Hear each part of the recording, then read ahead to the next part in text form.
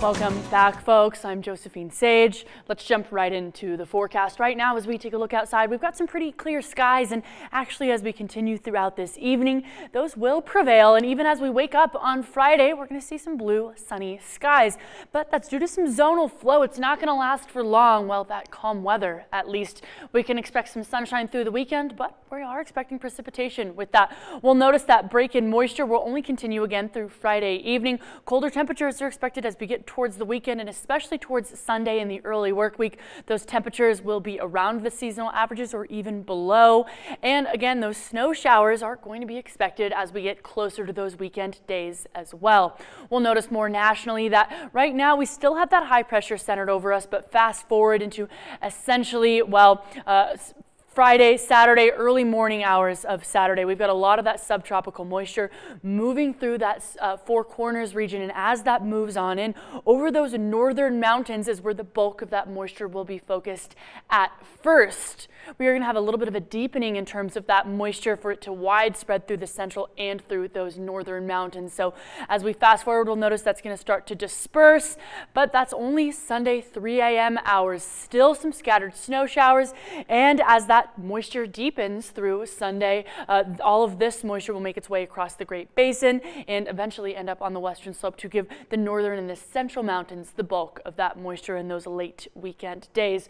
We'll notice as we take a look ahead, this is that closed low off the west coast we've been focusing on.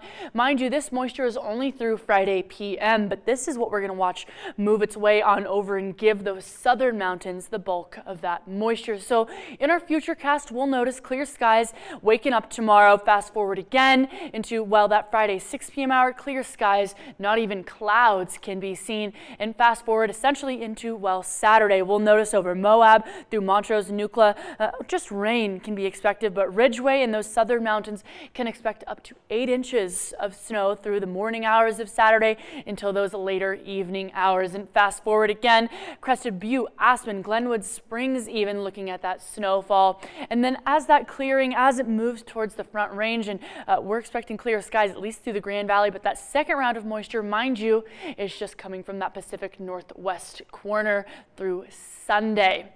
And I do kind of want to chat about, well, that snow cover.